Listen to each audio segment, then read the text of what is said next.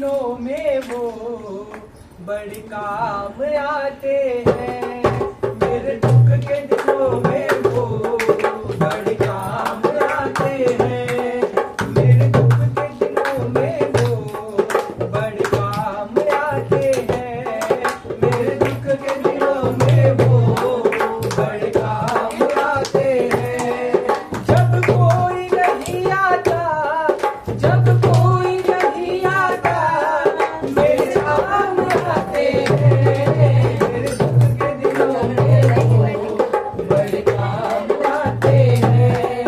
मेरे दुख के दिनों में वो बड़े काम आते हैं। मेरी नैया चलती है, पतवार नहीं होती।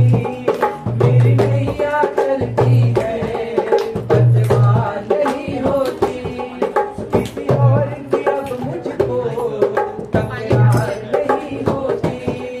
किसी और की अब मुझको तकरार नहीं होती।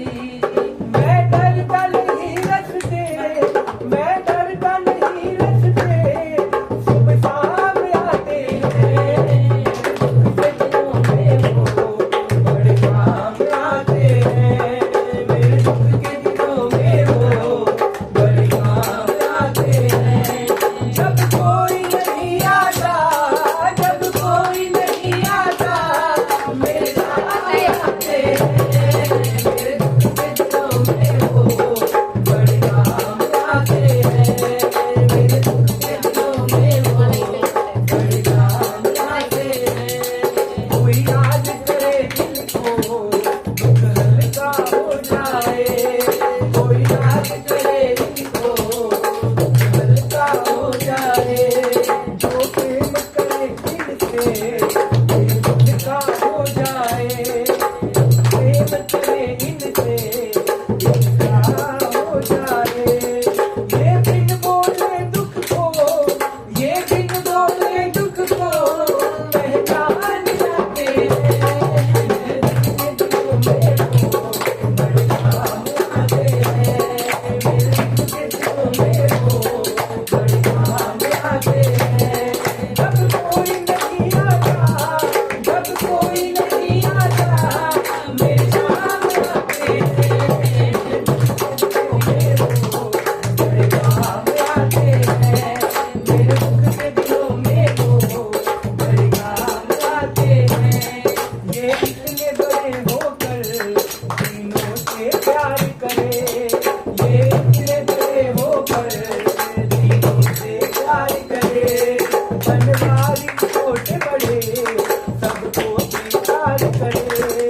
बनवारी छोटे बड़े सबको स्वीकार करे। हर भक्तों का कहना, हर भक्तों का कहना, ये मान जाते हैं। मेरे दुख के दिनों में वो बड़े काम आते हैं। मेरे दुख के दिनों में वो बड़े काम आते हैं। जब कोई नहीं आता, जब कोई नहीं आता, मेरे सामने आते हैं। मेरे दुख के दिनों में वो बड़े काम आते हैं। मेरे दुख के दिनों में वो बड़े काम आते हैं। मेरे दुख के दिनों में वो बड़े काम आते हैं।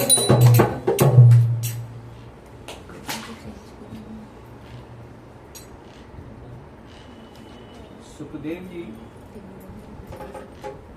एक उचित श्रोता की मतलब तलाश करते रहते, क्योंकि कैसा है, इतना सुंदर ग्रंथ है, अलौकिक ग्रंथ है, आप इसके लिए श्रोता भी वैसे ही चाहिए। तो ये मतलब भगवान सुखदेव भागवत का पारायण करते हैं, भागवत का पाठ करते हैं और फिर भागवत लेके चलते हैं। अब हम चलते हैं कुरुक्षेत्र के मैदान में। कुरुक्षेत्र के मैदान में महाभारत का युद्ध का करीब करीब अंत हो चुका था। दुर्योधन घायल अवस्था में एक सरोवर के पास पड़ा हुआ था, बरोबर। कुरुक्षेत्र में एक सरोवर है जिसको ब्रह्म सरोवर कहा जाता है, ब्रह्म सरोवर, बरोबर। लेकिन दुर्योधन एक दूसरे सरोवर के पास पड़ा था, घायल अवस्था में ऐसे गिरा हुआ था, उसकी जांघों से रक्त का स्राव हो रहा था। उस समय 3 लोग उसके पास आते हैं। एक आते हैं कृतवर्मा, एक कृपाचार्य और एक अश्वत्थामा। ठीक है, अश्वत्थामा द्रोणाचार्य के पुत्र हैं, बरोबर।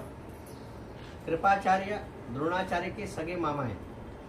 ये अश्वत्थामा के सगे मामा हैं। द्रोणाचार्य के मतलब उनकी कृपाचार्य की बहन के साथ द्रोणाचार्य का विवाह हुआ था। द्रोणाचार्य के पुत्र कौन है? अश्वत्थामा। अश्वत्थामा के मामा कौन है? कृपाचार्य। एक मामा एक भांजा और एक तीसरे थे कृतवर्मा जी। कृतवर्मा कौन है मालूम है? नहीं मालूम। दुर्योधन ने भगवान श्री कृष्ण से नारायणी सेना मांगी थी, याद है? नारायणी सेना के सेनापति का नाम था कृतवर्मा। ठीक है, तो ये तीन जन जो थे क्या थे? महाभारत के युद्ध में लास्ट में अंतिम में यही तीनों बचे थे। ठीक, अब क्या हुआ? अश्वत्थामा घायल दुर्योधन के पास आता है और घायल दुर्योधन को बोलता है कि